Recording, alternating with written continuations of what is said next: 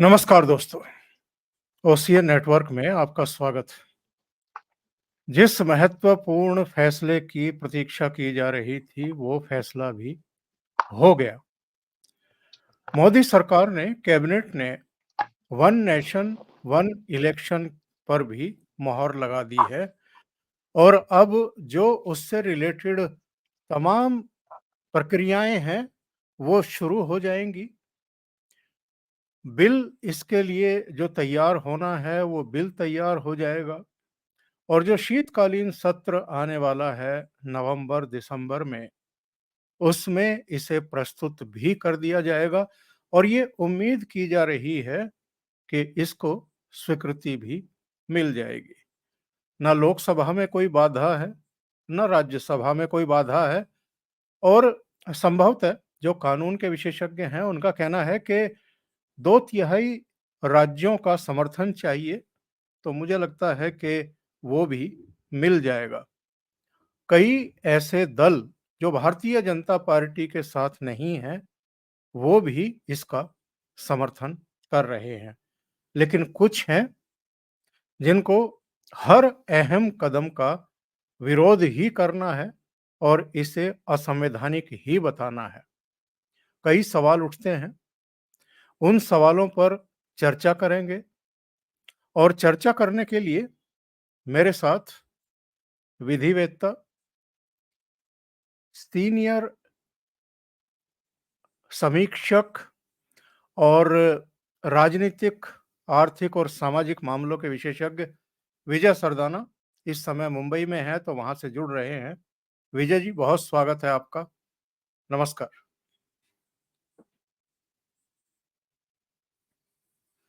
प्रणाम। विजय जी, बहुत स्वागत। विजय जी, सबसे पहले तो ये बताइए कि मोदी जी एक साथ पूरे देश में लोकसभा के भी, विधानसभा के भी और उसके 100 दिन के भीतर लोकल बॉडीज के भी चुनाव क्यों करा लेना चाहते हैं? इसकी जरूरत क्यों महसूस कर रहे हैं?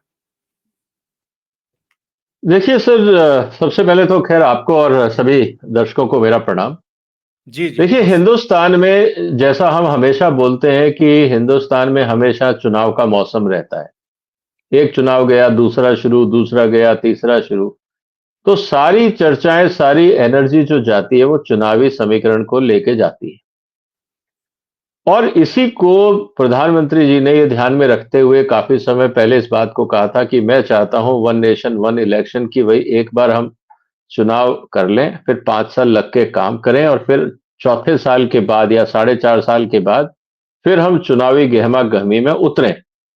इससे ये होगा कि कम से कम देश में लोग जो हैं और जो सरकारी तंत्र है, जो पूरे 5 साल कम से कम चुनाव में ही व्यस्त रहता है, वो अ, अपने इस पूरे प्रोसेस में सरकार के कामों पे, जनता के वेलफेयर पे, बाकी चीज़ों पे ध्यान देगा। और हम स्कूलों को बंद कर देते हैं, फिर छुट्टियाँ हो जाती हैं, टीचिंग स्टाफ वहाँ चला जाता है, डिफेंस फोर्सेस लगती हैं, तो बहुत खर्चा भी होता है। तो एक तो डेवलपमेंट के काम हर समय चुनाव रणनीति को देख के ना हो और दूसरी तरफ जो रिसोर्सेज हैं देश के वो सही रास्ते पे लगे। इसीलिए उनका ये मानना था कि भई वन नेशन वन इलेक्शन हो, चुनाव हो जाए, सरकारें बन जाए, फिर काम पे लग जाओ। तो सोच अच्छी है और इसी को ध्यान में रख के ये बातें की गई थी और पूर्व राष्ट्रपति महोदय के नेतृत्व में एक कमेटी बनाई गई थी। उन्होंने भी इवैल्यूएट करके इस बात का जवाब दिया और वो स्थिति आज हमारे सामने है कि कैबिनेट ने उस प्रपोज़ल को अप्रूव कर दिया। लेकिन विजय जी, जैसा कांग्रेस के अध्यक्ष मल्लिकार्जुन खड़गे का बयान में देख रहा था, इसे असंवैधानिक बता रहे थे और असदुद्दीन ओवैसी जैसे लोग और कुछ दूसरे लोग इसे लोकतंत्र के ऊपर बड़ी भारी चोट बता रहे हैं। मेरी समझ में एक बात नहीं आती है, मल्लिकार्जुन खड़गे क्या कांग्रेस के इतिहास से भी परिचित नहीं है? राष्ट्रीय अध्यक्ष तो हैं, पर 52 में, 57 में, 62 में और 67 में सारे देश में विधानसभाओं के और लोकसभा के चुनाव एक ही साथ होते थे।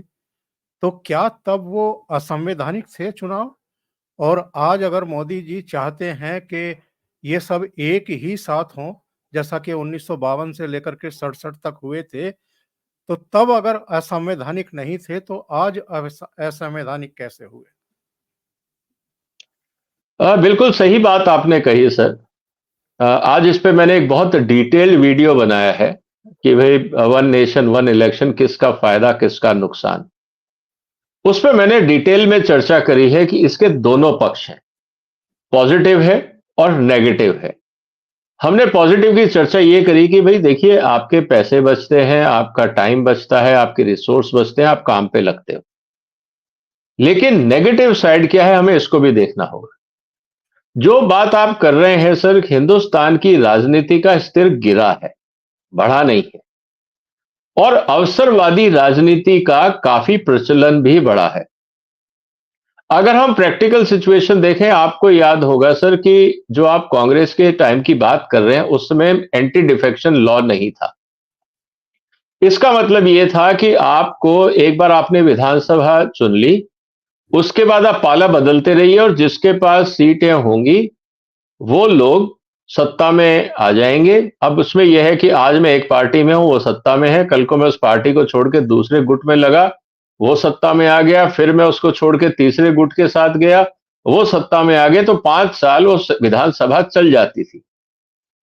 आज एंटी डिफेक्शन लॉ होने के कारण क्या है कि आज एमएलए डिस्क्वालीफाई हो जाते हैं। उस स्थिति में यह होता है कि या तो आप सत्ता के साथ हैं या आप सत्ता के विरोध में। मान लीजिए आप सत्ता के साथ हैं और करीब 10% लोग छोड़ के बाहर निकलना चाहते हैं या निकल गए, आप उनको डिस्क्वालीफाई कर देते हैं। एक तो वो डिस्क्वालीफाई हो जाते हैं और दूसरी तरफ जो सत्तारूढ़ दल है वो माइनॉरिटी में आ जाता है। और उस स्थिति में क्या होगा? क्या माइनॉरिटी गवर्नमेंट चलेगी?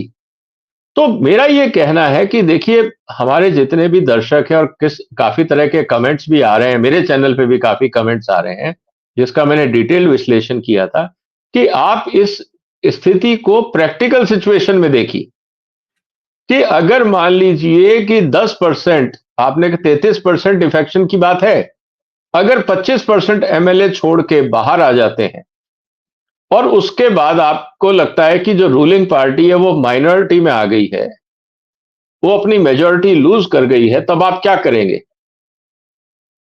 तब या तो आप उन जो 25% लोग हैं, या तो आप उनको डिस्क्वालीफाई नहीं करेंगे, नहीं करेंगे तो आपका डिस्क्वालिफिकेशन लॉ अप्लाई पे होता है।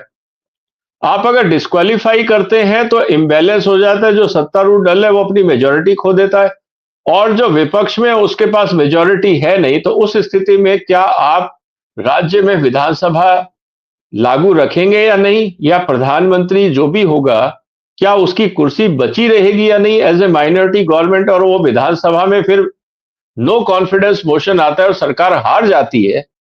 उस स्थिति के अंदर क्या आप दोबारा चुनाव नहीं कराएंगे? तो ये परिस्थितियां अगर हमारे सामने हैं और हम ये कहते हैं कि 5 साल तक अब चुनाव नहीं होंगे, तो संविधान तो कहता है 6 महीने के अंदर आपको चुनाव कराने, और अगला चुनाव आने में मान लीजिए 3 साल बाकी है, तब उस स्थिति में क्या होगा? ये तीनों संवैधानिक स्थितियां हैं। तो कहने का मतलब ये है सर कि जो हम अभी बात कर रहे हैं कांग्रेस के टाइम की, उस समय एंटी डिफेक्शन लॉ नहीं था। एंटी डिफेक्शन लॉ आया वाजपेयी साहब के टाइम पे। तो कहने का मतलब ये है, इस पूरे प्रोसेस के अंदर हमको इस बात को समझना होगा कि हम पुरानी जो रीतियां हैं, उस समय जो कानून थे, उस समय जो संवैधानिक संशोधन थे, और अब जो हैं उनमें फर्क है। जो उस समय चीजें हो सकती थी, अब वो संभव नहीं लग रही। ये मेरा कहना है। कोविंद कमेटी ने जो रिपोर्ट प्रस्तुत की थी मार्च 2024 में, वो करीब 18,000 पन्नों की है और इसमें मोटे तौर पर 5 बातें कही गई हैं। मैं दर्शकों को बताता चलूं, आपने तो पूरा पढ़ लिया होगा। सभी राज्य विधानसभाओं का कार्यकाल अगले लोकसभा चुनाव यानी 2029 तक बढ़ा दिया जाए, यानी 2029 से इसको अमल में लाया जाएगा पूरे देश में एक साथ चुनाव के लिए। नंबर 2, हंग असेंबली, मान लिया बहुमत खो देती है, जो बात आप कर रहे हैं, नो कॉन्फिडेंस मोशन आ जाता है, और वो गिर जाती है, उसकी सरकार गिर जाती है, तो फिर अगर वो 2.5 साल के बाद गिरती है, 3 साल के बाद गिरती है, 1.5 साल के बाद गिरती है, तो जो 5 साल का कार्यकाल शेष बचा है, मान लिया 3.5 साल का बचा है या 2.5 साल का बचा है या 2 साल का बचा है, उसके लिए असेंबली के चुनाव करा दिए जाएँ, केवल 2 साल के लिए या 2.5 साल के लिए या 3 साल के लिए। नंबर 3, पहले फ़ेज़ में लोकसभा और विधानसभा के चुनाव एक साथ कराए जा सकते हैं।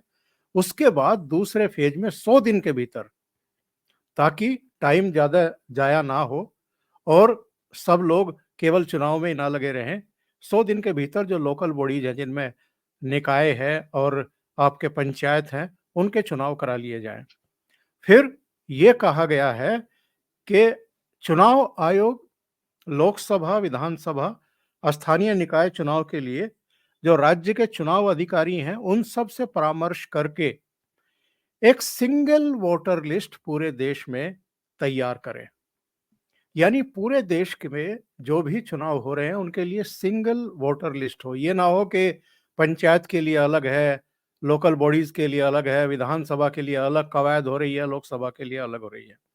और 5वीं सिफारिश ये की गई है कि साहब, अगर इतनी बड़ी कवायद आपको करनी है, यानी एक साथ वोटिंग करानी है, तो इसके लिए जो उपकरण हैं, जो जनशक्ति है और जो सुरक्षा बल है, उसके लिए भी एडवांस में ही सारी व्यवस्थाएँ कर ली जाएँ।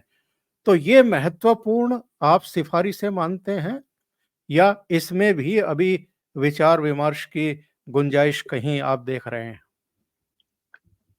देखिए सर, जो सिफारिशें हैं उसमें कुछ नई बात नहीं है और ये होना भी चाहिए। फॉर एग्जाम्पल, आपको सुरक्षा व्यवस्था जो आखिरी समय रिवर्स में चलता हूं, जो आखिरी सुझाव है कि भाई आपको सारा एडमिनिस्ट्रेटिव रिस्पॉन्सिबिलिटी और सिक्योरिटी सर्विसेज को एडवांस में लेना चाहिए, वो अभी भी होता है। आपको उसमें कुछ एक्स्ट्रा नहीं करना है। एक वोटर लिस्ट होनी चाहिए, बिल्कुल सही है, उसमें कोई एतराज नहीं है। हर बार आपको अमेंडमेंट क्यों करना है? आईटी का जमाना है। आप प्रिंट आउट लीजिए, चाहे विधानसभा के चुनाव हो, चाहे लोकसभा हो या स्थानीय निकाय हो, वही वोटिंग लिस्ट रहेगी। जो अपडेट है वो ऑनलाइन होती रहेगी, आपको फिजिकल अपग्रेडेशन नहीं करना है, तो वो भी कोई बहुत बड़ा मुद्दा नहीं है। सबसे बड़ा मुद्दा आता है कि भाई आपने कहा कि स्थानीय निकायों के चुनाव जो हैं वो कुल मिला के आप उसको कर लें, बात सही है। इसके अलावा जो सबसे इंपॉर्टेंट सर जो बात आ रही है घूम फिर के, जिसको लेके मैं कह रहा हूं, वो है दूसरा नंबर पॉइंट कि अगर मान लीजिए नो कॉन्फिडेंस मोशन होता है और 2 साल रह गए तो आपने चुनाव 2 साल बाद कराए, इससे तो कॉम्प्लिकेशन बढ़ जाएंगे सर। मान लीजिए कि आपने चुनाव कराए और मेरे को यह पता है कि सत्ता गिर जाएगी तो 2 साल बाद चुनाव होंगे, तो जहां पहले उसी विधानसभा के चुनाव 5 साल बाद होते थे, क्योंकि अब नेशनल इलेक्शन हो रहा है तो आपको उस विधानसभा की सीट को टर्मिनेट करना पड़ेगा 2 साल बाद और आपको फिर वापस चुनाव साथ में कराने पड़ेंगे। अब आप यस। समझिए कि इस स्थिति के अंदर कितनी बार आप चुनाव कराएंगे। और आपको पता है हिंदुस्तान में जो स्टेट इलेक्शंस होते हैं, आपने पहले तो फ्री बीज बांट दिए कि मैं आपको 5 लाख दे दूंगा, 10 लाख दे दूंगा, जिसको जो कहना वो कहेगा। उसके बाद उसके बाद स्थिति ये होगी कि एक बार मैं सत्ता में आ गया, फिर तोड़फोड़ होगी, जनता खुश है, दुखी है, मैं काम करूं ना करूं, मैं तो कुर्सी पे बैठा हूं 5 साल के लिए। मान लीजिए मेरे को ऑपोजिशन को गिराना भी है, हटाना भी है, क्योंकि वो नॉन परफॉर्मर है, तो ऑपोजिशन कहेगा ठीक है, दोबारा चुनाव होने दीजिए, 2 साल बाद फिर चुनाव आ जाएंगे, अब मेरे को 5 साल इंतजार नहीं करना है। तो 2 साल बाद फिर मैं एक आपके पास फ्री बीज का ऑफर लेके आ जाऊंगा, फिर सत्ता में आ जाऊंगा। मुझे नहीं लगता कि ये जो दूसरा सजेशन है ये किसी भी तरीके से एक स्टेबल पॉलिटिकल सिस्टम बनाएगा। इसमें उतार चढ़ाव ज्यादा होने की संभावनाएं हैं, खासकर छोटे राज्यों में, क्योंकि जहां पे एक एक दो दो बदलने से बहुमत बदल जाता है, वो चीज हमें समझनी होगी। और इस बात को अगर हम ध्यान से रखेंगे तो मुझे लगता है कि वो स्थिति सबके लिए चिंतनीय हो सकती है।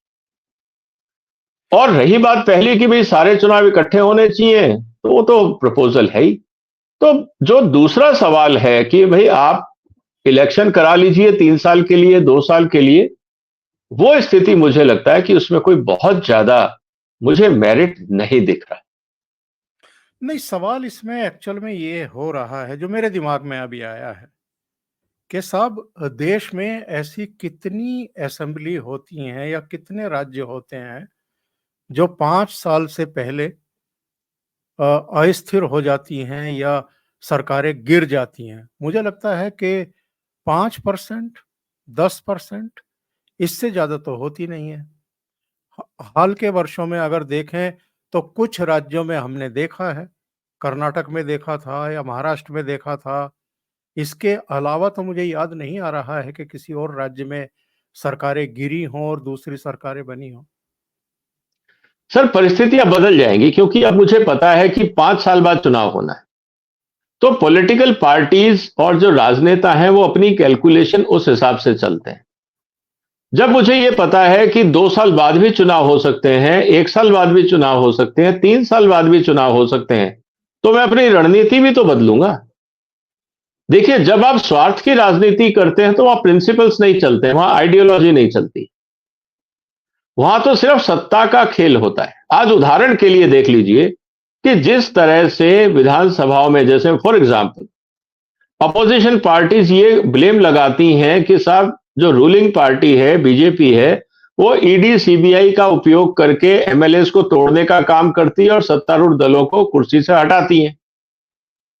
उसके बाद क्या होगा? अगर मान लीजिए यही प्रक्रिया चलती रही, तो उस स्थिति के अंदर क्या आप 2 साल के बाद चुनाव कराएंगे? अगर मान लीजिए एनमास एमएलए रिजाइन कर देते हैं या ruling party no confidence motion में अपनी सत्ता खो देती है, तो मुझे तो पता है कि 2 साल बाद फिर चुनाव हो जाएंगे। मैं असेंबली डिसॉल्व करने का रिकमेंडेशन दे दूंगा। मुझे, क्योंकि अब पता है कि मेरे पास ऑप्शंस हैं। अब मुझे 5 साल इंतजार नहीं करना है। विधानसभा का चुनाव हुआ, 2 साल बाद डिस्टर्बेंस हुआ, मेरे को सत्ता नहीं संभाले, मेरे जो पार्टी के लोग हैं मेरे खिलाफ जा रहे हैं। एज ए चीफ मिनिस्टर मैंने कह दिया असेंबली डिसॉल्व, क्योंकि मुझे पता है 3 साल बाद फिर चुनाव होंगे, क्योंकि नेशनल इलेक्शन के साथ चुनाव होने। तो आप ये समझिए कि असेंबली डिसॉल्व करना अपने आप में एक बहुत टेम्पटिंग हो जाएगा रूलिंग चीफ मिनिस्टर को या प्राइम मिनिस्टर को। उस स्थिति को आप कैसे कंट्रोल करेंगे? क्योंकि अगर मैं कुर्सी पे नहीं हूं तो मैं तुम्हें भी नहीं रहने दूंगा। और वो जब आता है कि भाई हम डिसॉल्व कर रहे हैं, इसका मतलब आप तुरंत चुनाव कराओगे और फिर वो 3 साल के लिए रहेगा, 2 साल के लिए रहेगा। तो जहां पे 5 साल का चुनाव था, वहां आप 2-2 साल का खेल खेलने लग जाएंगे।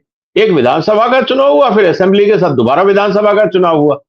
तो मुझे लगता है कि ये चीजें वहां अच्छी लगती हैं जहां पॉलिटिक्स में एथिक्स हो, पॉलिटिक्स में मॉरलिटी हो, जहां पे सारा खेल सत्ता का ही है और किसी भी कीमत पे सत्ता हथियानी है, तो फिर जितने भी प्रोविजंस होंगे उनका यूज और मिसयूज दोनों होगा। आगे बढ़ने से पहले मैं ये ज़रूर जानना चाहूँगा, ये कुछ पॉलिटिकल पार्टियों को, ख़ास तौर से कांग्रेस पार्टी को ये क्यों लगता है कि इसमें मोदी जी का कुछ निजी स्वार्थ है या भारतीय जनता पार्टी का कुछ निजी स्वार्थ है? इनको ये डर क्यों है कि लोकसभा और राज्य विधानसभाओं के चुनाव अगर एक साथ होंगे, तो इसका फ़ायदा मोदी जी को ही मिलेगा या भारतीय जनता पार्टी को ही मिलेगा? सर, उसका कारण भी मेरे हिसाब से बहुत सिंपल है। जब आप पूरे देश में चुनाव करा रहे हैं और फिर साथ ही साथ सभी विधानसभाओं में चुनाव करा रहे हैं, तो आपके पास इतनी बड़ी ऑर्गेनाइजेशन होनी चाहिए कि वो एक साथ नेशनल इलेक्शन और सभी स्टेट्स के इलेक्शन को मैनेज कर सके, पॉलिटिकल ऑर्गेनाइजेशन।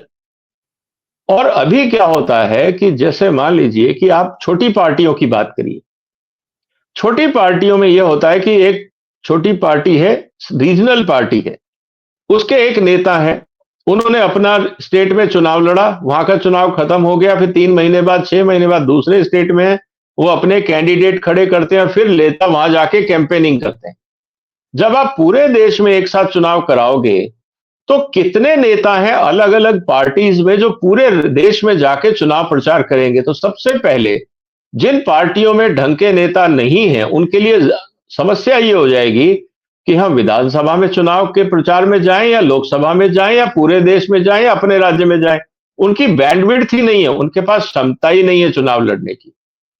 फिर बड़ा चुनाव होगा, क्योंकि लोकसभा प्लस विधानसभा का चुनाव है, तो ये बहुत बड़ा चुनाव होगा। इसमें इतना कैंपेन पे खर्चा होगा कि छोटी पार्टियों की आवाज उस शोर में दब के रह जाएगी और रीजनल इश्यूज और नेशनल इश्यूज अलग होते हैं। उस स्थिति के अंदर छोटी पार्टियों को कौन सुनेगा जब बड़ी बड़ी पार्टियों ने सारा मीडिया, सारा नेशनल चैनल पे कब्जा कर लिया हो। उस स्थिति के अंदर क्या होगा कि जिसका नैरेटिव सबसे अच्छा होगा वो पूरे सिस्टम को रूल करेगा। अब कितनी पॉलिटिकल पार्टीज हैं हिंदुस्तान में जो आप कह सकते हो एट पार है। आज बीजेपी के मुकाबले चाहे वो संगठन हो, चाहे संसाधन हो, चाहे लीडरशिप हो या ओरेटर्स हो, बोलने वाले वक्ता हो, कितनी ऐसी पॉलिटिकल पार्टीज हैं जिनके पास ये सब है अदर देन बीजेपी। तो जो अपोजिशन है उसको डर इसी बात का है कि हम बीजेपी का मुकाबला नहीं कर पाएंगे, क्योंकि उनकी क्षमता, उनकी संस्था, उनके जो रिसोर्स संसाधन हैं वो हमसे काफी अच्छे हैं और सुधरे हुए हैं। ये टेंशन सबको है और इसी का रिएक्शन हम देख रहे हैं। अब आते हैं एक महत्वपूर्ण मुद्दे पर। ये जो कमेटी गठित की गई थी रामनाथ कोविंद साहब की अध्यक्षता में, इसमें जाने माने चेहरे थे साहब। इनमें अगर हम गुलाम नबी आज़ाद, अधीर रंजन चौधरी को छोड़ भी दें तो संजय कोठारी थे, पूर्व मुख्य सतर्कता आयुक्त सुभाष कश्यप थे जो लोकसभा के पूर्व महासचिव हैं, एनके सिंह साहब थे जो 15वें वित्त आयोग के पूर्व अध्यक्ष हैं, और होम मिनिस्टर तो खैर थे ही, हरीश साल्वे जैसा चेहरा था, और पूर्व राष्ट्रपति तो थे ही।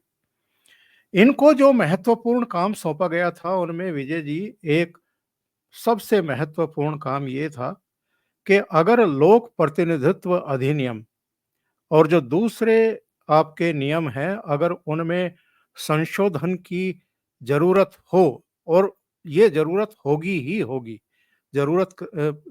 होगी नहीं मतलब कंपलसरी है कि जब आप नया कानून बना रहे हैं तो ये सब आपको करना पड़ेगा। तो संविधान संशोधन अगर आपको करना है इसके लिए, तो राज्य विधानसभाओं का भी एक जो प्रतिशत तय है कि इतनी राज्य विधानसभाओं का आपको स्वीकृति मिले ही मिले, उसके लिए भी सिफारिशें देना। तो अगर आपने इनकी सारी सिफारिशें पढ़ी हैं, तो क्या उसमें कोई कॉन्क्रीट इन्होंने सुझाव दिया है? कैसे होगा ये? देखिए सर, जो ओपिनियन आपने बताई और जो इस रिपोर्ट में कहा भी गया है, तो जैसा हमें पता है कि संविधान संशोधन के लिए जो संसद पास करती है वो 50% राज्यों से भी उसकी स्वीकृति होनी चाहिए। अब सवाल इस स्थिति में यह है कि अगर 50% राज्यों में बीजेपी की सरकारें हैं तो स्वीकृति आसानी से मिल जाएगी। जो एलाइज हैं उनकी अगर स्वीकृति मिल जाती है और मान लीजिए बीजेपी 50% से शॉर्टफॉल में है तो वो आपको मिल जाएगी। तो ये संविधान संशोधन जो किताब में या संविधान में जिसकी प्रक्रिया दी गई है वो तो आपको मानना ही पड़ेगा। उसमें अलग से रिपोर्ट जो है वो कोई नया प्रोविजन क्रिएट कर नहीं सकती। आपको जाना तो पड़ेगा संविधान के रास्ते से ही। अमेंडमेंट करना जरूरी है क्योंकि कहीं पे भी प्रावधान नहीं है कि 2 साल बाद आप चुनाव करेंगे और क्योंकि संविधान क्या बोलता है? संविधान ये बोलता है कि विधानसभा 5 साल के लिए चुनी जाएगी। अब आप ये कह रहे हैं कि वन नेशन वन इलेक्शन के लिए अगर किसी भी विधानसभा में मिड टर्म पोल होते हैं और वहां सरकार बनती है तो उसका टेन्योर सिर्फ अगले नेशनल इलेक्शन तक ही माना जाएगा। यह संवैधानिक संशोधन जरूरी है। उसके लिए पहले संसद पार करे और फिर राज्यों की समर्थन हो, फिर काम हो। आज सवाल इस बात का है सर कि ये स्थिति हम इसलिए पॉजिटिवली देख रहे हैं और सरकार को भी ये लगता है कि जब तक मोदी साहब हैं उनका नेशनल अपील है तो शायद ये काम बन जाए। यही स्थिति अगर मान लीजिए टलती है और इसमें बहस होती है और अभी विधानसभा के चुनाव आने वाले हैं, अगर वहां पे स्थितियां बदलती हैं और बीजेपी मेजॉरिटी से कम आ जाए, मतलब 50% मेजॉरिटी से कम आ जाती है राज्यों में और उनके एलाइज 50% मार्क नहीं पार कर पाते, तो संविधान संशोधन आप आगे नहीं बढ़ा सकते। तो अभी चुनौतियां बहुत हैं और अभी तो क्या डिबेट शुरू हुई है। इसके जो खामियाजे हैं या इसके जो पॉजिटिव पॉइंट्स हैं अभी उनको बारीकी से समझना जरूरी है। और जैसा मैंने कहा कि जो सबसे बड़ी चुनौती है वो 5 रिकमेंडेशन में से एक ही है जो मुझे लगती है। वो ये है कि अगर विधानसभा अगर इन टर्म या लोकसभा अगर इन टर्म, मान लीजिए कि हमने विधानसभा की बात करी, जैसे वाजपेयी साहब के टाइम पे हुआ था, चुनाव जीते और 18 दिन में या 20 दिन में वो चुनाव, या 2 साल बाद या 13 महीने बाद वो सरकार गिर गई, तब आप दोबारा लोकसभा के चुनाव कराएंगे तो क्या वो लोकसभा के चुनाव सिर्फ 4 साल के लिए होंगे या 2 साल के लिए होंगे? क्योंकि आप क्या कर रहे हैं कि आप हर बार घड़ी को रीसेट कर रहे हैं कि जितने भी चुनाव अभी हो रहे हैं 2024 से लेकर 29 के बीच में, इनको आप होने दीजिए। जैसे ही 2029 का चुनाव आएगा, जितनी विधानसभा और संस्थाएं हैं जो इलेक्टोरली इलेक्टेड संस्थाएं हैं, उन सबको डिसमेंटल कर दिया जाएगा और मार्च अप्रैल के महीने में 2019 में पूरे देश में सिर्फ चुनाव होंगे और कुछ नहीं होगा, और सारी संस्थाएं एक साथ, जिसे कहते हैं हम, डिसॉल्व हो जाएंगी। अब सवाल इस बात का है कि अगर मान लीजिए कि उस समय एक ही सरकार को या एक ही पार्टी को सारी सरकारें वोट दे देती हैं और किसी कारण से 1-2 महीने बाद उसमें बदलाव आता है और जनता खुश नहीं है और जनता कहती है सरकार काम नहीं कर रही, उस स्थिति में सरकार को भी पता है कि 5 साल तक अब हमें कोई छेड़ नहीं सकता, तो क्या इस देश में जो सत्तारूढ़ दल होंगे, जो भी होंगे, क्या वो एरोगेंट नहीं हो जाएंगे? उनकी अकाउंटेबिलिटी कैसे तय होगी? चलो चुनाव तो 5 साल बाद है, अब वो काम ही नहीं कर रहे 5 साल, अब आप क्या करोगे? हटा सकते नहीं। मिड टर्म चुनाव अगर होते हैं या नहीं होते वो एक अलग बात है, और उनको पता है कि हमें कोई हटा नहीं सकता, कोई दबाव नहीं है।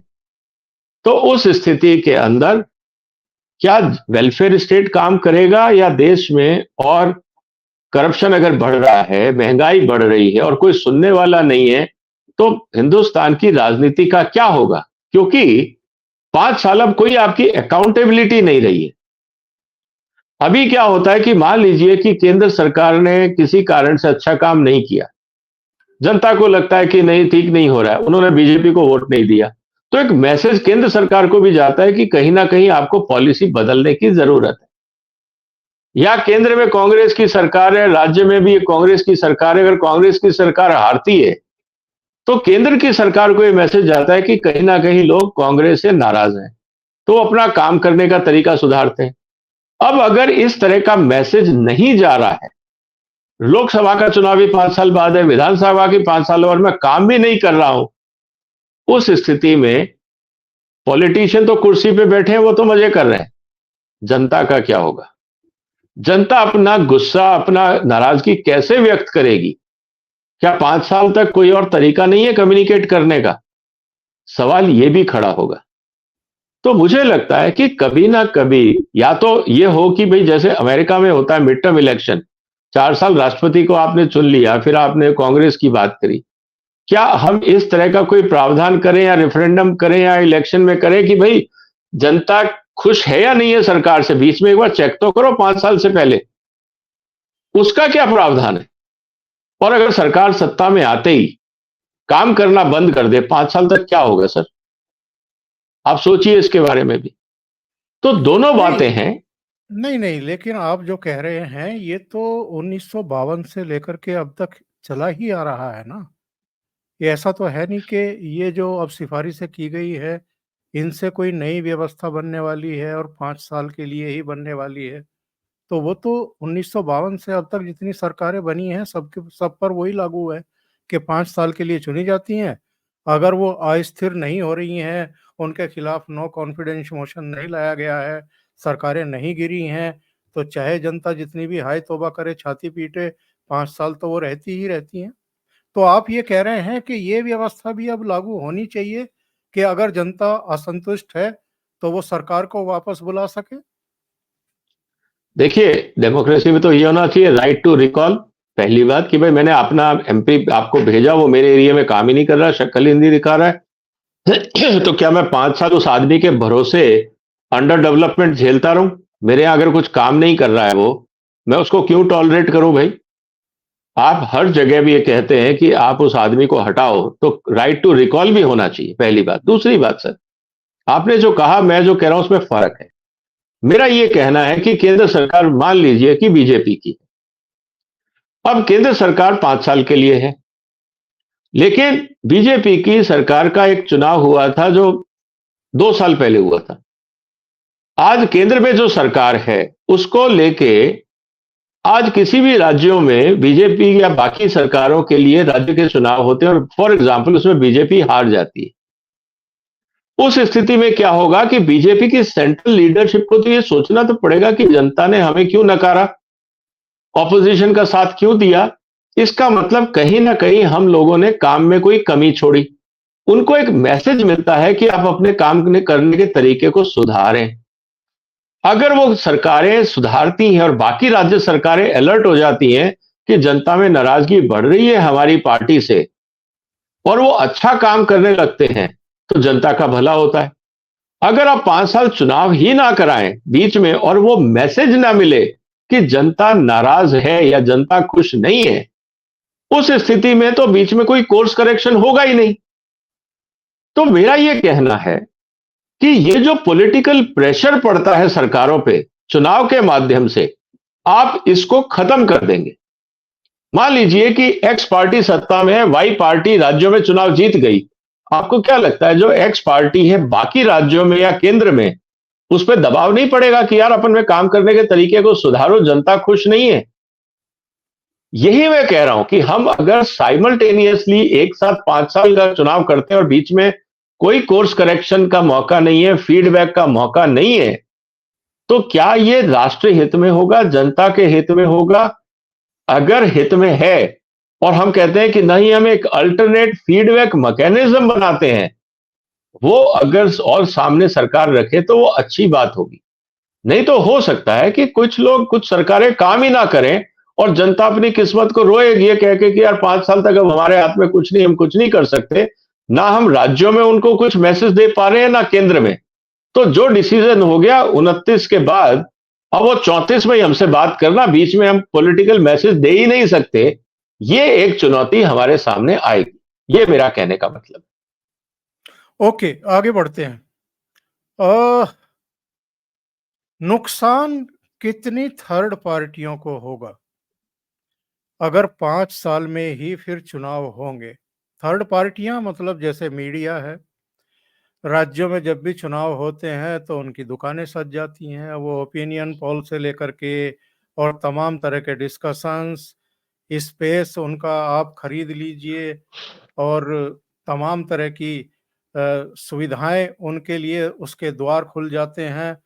तो मीडिया का भी एक बड़ा पार्ट होगा जो नहीं चाहेगा कि 5 साल में एक बार ही उनको जीने का मौका मिले, क्योंकि उनके लिए तो हर 6-8 महीने में ये मौके मिलते हैं साहब, तो उनके तो मौके छीन लिए जाएंगे। बात सही है सर। इस समय जो एस्टिमेट है वो करीब 1.25 करोड़ के आसपास पॉलिटिकल पार्टियां खर्चा किया है 2024 में। 1.25 करोड़। अब 1.25 करोड़ में ये सिर्फ लोकसभा का चुनाव है। अब आप इसके साथ विधानसभा का चुनाव करते तो 1.25 का शायद 5-10 हजार करोड़ और बढ़ जाता। तो आप मान के चलिए कि 1.5 करोड़ खर्चा हुआ। मैं एक रफ एस्टिमेट दे रहा हूं। और आपने पूरे देश में 30 चुनाव राज्यों के और एक केंद्र का, आपने 31 बड़े चुनाव करा दिए करीब 1.25 से 1.5 लाख के अंदर। अब अगर आप इसको स्प्लिट करते हैं तो क्या होता है कि भाई 1.25 लाख तो राज्यसभा केंद्र अपना पार्लियामेंट का चुनाव हो गया, लोकसभा का। फिर हर राज्यसभा के हर जो स्टेट का चुनाव है, मान लीजिए उसमें 10-10, 15-15 हजार रुपए पॉलिटिकल पार्टीज इन टोटल खर्चा करती हैं। तो वो कहाँ जाता है? वो जाता है टीवी चैनल्स में, वो जाता है प्रिंटिंग इंडस्ट्री में, वो जाता है पोस्टर इंडस्ट्री में, वो जाता है ट्रैवल एजेंसीज में, वो जाता है होटल्स में, सामियानों में, खान पीने वालों में, जो भी है। ये 12 महीने हिंदुस्तान में पॉलिटिकल फंडिंग जो होती है उससे बहुत बड़ी इकोनॉमी भी चलती है। और उसके कारण बहुत सारे लोगों का काम धंधा जारी रहता है। जैसे आपने देखा होगा बहुत सारी दुकानें जो सिर्फ पॉलिटिकल आइटम बेचती हैं, फ्लैग बनाएंगी, लोगो बनाएंगी, सिंबल बनाएंगी, झंडे बनाएंगी, उनका काम ही है 12 महीने। उस स्थिति में वो सब खर्चे कम हो जाएंगे। ऑब्वियसली जो उससे जुड़े हुए उनके व्यापार को नुकसान होगा जिसमें मीडिया का एक रोल बहुत बड़ा है। तो जो आप कह रहे हो बात सही है कि जब मेरे को हर साल, सिर्फ साल में अगर हम ये कह दें कि कोई त्योहार नहीं मनाया जाएगा, सिर्फ दिवाली मनाई जाएगी, तो बाकी साल क्या होगा? जो इकोनॉमी चलती है फेस्टिवल के आसपास, वो सब रुक जाएगी। यही हाल चुनाव का है। तो अगर चुनाव एक बार में होंगे तो चुनाव के आसपास जो इकोसिस्टम बना हुआ है, बाजार बना हुआ है, उसको तो धक्का लगेगा ही, और वो अपने बाजार को बचाने के लिए वो भी शोर मचाएंगे। ये स्थिति भी हमारे सामने है। तो मेरा यही कहना है सर कि इस पूरे सिस्टम को हर तरह का वेस्टेड इंटरेस्ट जुड़ा हुआ है, उसको देखना होगा। लेकिन सबसे इंपॉर्टेंट बात यह है कि आप ये चाह रहे हैं कि खर्चा कम होगा, और एक आर्ग्यूमेंट ये भी है कि साहब जब खर्चा कम होगा तो करप्शन कम होगा। इस आर्ग्यूमेंट को मैं नहीं मानता, क्योंकि कोई आदमी जो भ्रष्टाचारी है, ना तो वो मौसम देख के रिश्वत मांगता है, ना वो एज देख के रिश्वत मांगता है, ना वो चुनाव देख के रिश्वत मांगता है। उसके सामने जो आदमी खड़ा होता है उससे वो रिश्वत मांगता है, ये उसकी प्रवृत्ति है। तो इससे रिश्वतखोरी कैसे कम हो जाएगी, ये मुझे समझ में नहीं आता।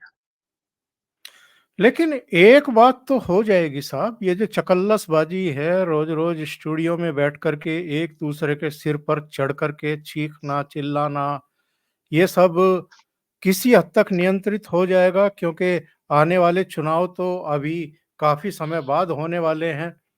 इसके अलावा भी जैसा मोदी जी कहते हैं, उन्होंने अपने लगभग हर भाषण में ये बात कही है कि भई 6 महीने आप चीखिए, चिल्लाइए, जो कैंपेन करने हैं, जो दूसरों के चेहरे पर रंग पोतने हैं, कालिख पोतनी है, वो कर लीजिए, पर साढ़े 4 साल तो फिर काम करिए ना लग कर के।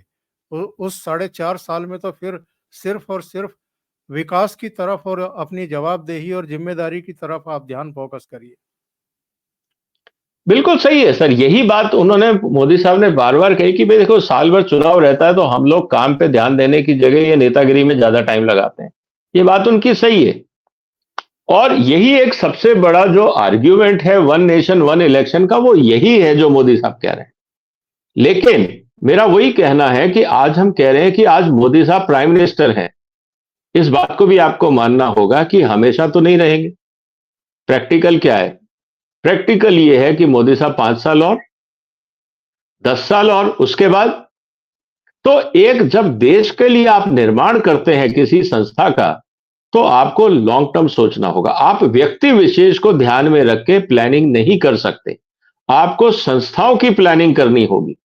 देश और समाज तभी आगे बढ़ता है। व्यक्ति विशेष के कारण समाज आगे नहीं बढ़ता है। अब आप, एक जमाना था जब ये लोग कहते थे हु आफ्टर नेहरू, नेहरू के बाद क्या होगा? तो सब कुछ नेहरू पे केंद्रित था, क्योंकि विपक्षी दल भी नहीं थे, कांग्रेस में भी कोई लीडरशिप नहीं थी। और स्थिति क्या हुई? आपने देखा होगा कि इमरजेंसी तक की नौबत आ गई, क्योंकि उनको लगता था कि हमारे अलावा कुछ हो ही नहीं सकता।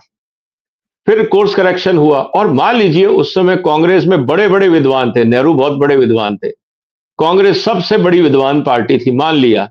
91 में दिवाला क्यों निकला सर? अगर कांग्रेस के सारे डिसीजन अच्छे थे, तो 91 में दिवाला क्यों निकला? 91 में नरसिम्हा राव साहब को रिफॉर्म्स क्यों करने पड़े थे? इसका मतलब यह था कि कांग्रेस की लीडरशिप और कांग्रेस की नीतियां देश हित में नहीं थी। इसीलिए देश का दिवाला निकल गया। उस समय सिर्फ राजनीति ही हो रही थी, और सारे चुनाव एक साथ हो रहे थे। तो क्या उस सारे चुनाव एक साथ होने से क्या देश की तरक्की हुई थी? नहीं हुई थी। ये इफेक्ट भी हमारे सामने है, और 91 आते आते देश का दिवाला निकल गया। तो कहने का मतलब यह है कि सर कोई भी ऐसा सॉल्यूशन नहीं है, ऑल डिपेंड्स कि लोग कौन बैठे हैं उस कुर्सी पे। तो नेहरू जैसे, लाल बहादुर शास्त्री जैसे लोग, इंदिरा गांधी जैसे लोग, राजीव गांधी, ये सब लोग सत्ता में थे।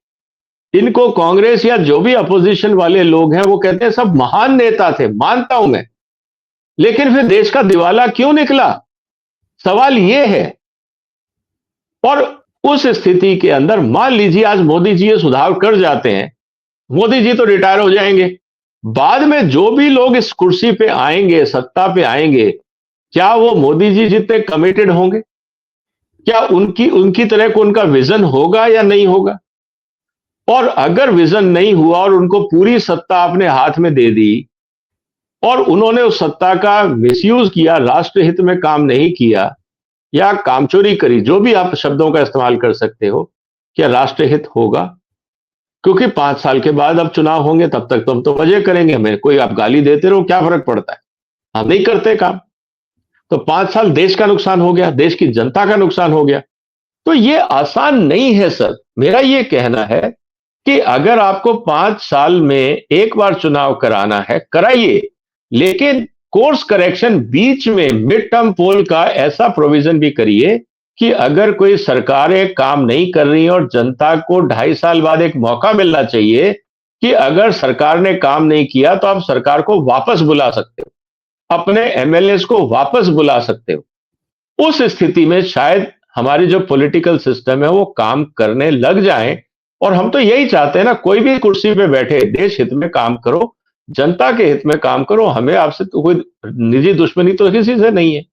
ये वाली बात मैं कहना चाह रहा हाँ, लेकिन इसमें ये है कि जो शुरू के 15 साल थे, यानी 1952 से लेकर के 1967 तक, राज्यों के और लोकसभा के साथ-साथ इलेक्शन हुए थे विजय जी। 67 के बाद से तो राज्य विधानसभाओं के अलग होने लगे थे और लोकसभा के अलग होने लगे थे। और जिन आर्थिक सुधारों की आप बात कर रहे हैं या जो दिवालियेपन की बात कर रहे हैं, वो 90 के दशक में आकर के हुआ था। तो 67 से 90 तक तो साथ-साथ चुनाव नहीं हो रहे थे। सर, नहीं भी हो रहे थे। मेरा तो ये कहना है ना कि जब 67 तक आप एक साथ चुनाव कर रहे थे, हिंदुस्तान की डेवलपमेंट ग्रोथ रेट क्या थी? हम कहां पहुंचे थे? उसके बाद 67 से लेकर 90 तक जब चुनाव एक साथ नहीं हो रहे थे, उसके कारण ये भी थे कि अलग-अलग विधानसभाओं को भंग किया गया था और उसके कारण अलग-अलग टाइम पे फिर इलेक्शन होने लगे और 5-5 सरकारें साल के ब हुए तो पूर सरका सरकारें बर्खास्त की गई थी निर्दयता के साथ में, बेशर्मी के मैं साथ। वही कह रहा हूं, तो जब आप राष्ट्रपति शासन लगा रहे थे, सरकारें बर्खास्त कर रहे थे, तो आपका शेड्यूल बिगड़ गया। अब वो सरकारें क्यों बर्खास्त की गई थी? क्योंकि उसके पीछे राजनीतिक षड्यंत्र था या राजनीतिक सोच थी। क्या हम इस बात की गारंटी ले सकते हैं कि आने वाले समय में ऐसा कोई नेता नहीं होगा जो ऐसी हरकतें करेगा या ऐसा सत्तारूढ़ ग्रुप नहीं होगा जो अपने स्वार्थ के लिए बीच-बीच में राष्ट्रपति शासन लागू करेगा और फिर मिड टर्म पोल्स होंगे? कहने का मतलब मेरा यही है सर कि संविधान के अंदर जो प्रावधान हैं, आप अगर उनको सबको सिंक्रोनाइज करते हो तो आपको क्वालिटी ऑफ लीडरशिप को भी सोचना होगा, पहली बात। दूसरा, आपको जनता को, आपने तो 5 साल अपनी कुर्सी बचा ली, जनता को कैसे मैसेज देने का अधिकार आप दे रहे हो कि भाई हम आपको 2 साल बाद या 3 साल बाद एक अधिकार और देंगे कि जो आपने 2 साल 3 साल पहले सरकार चुनी वो आपके हिसाब से सही काम कर रही है या नहीं, इसका फीडबैक सिस्टम भी तो होना चाहिए। अगर मान लीजिए मुझे लगता है मेरी सरकार ने जो वादे किए थे वो सही काम नहीं कर रहे हैं, मैं चाहता हूं मेरे को ये लोग वापस हटा दो और मैं नया एमएलए आपको भेजता हूं या नया चीफ मिनिस्टर देना चाहता हूं। क्या जनता के पास ये अधिकार है?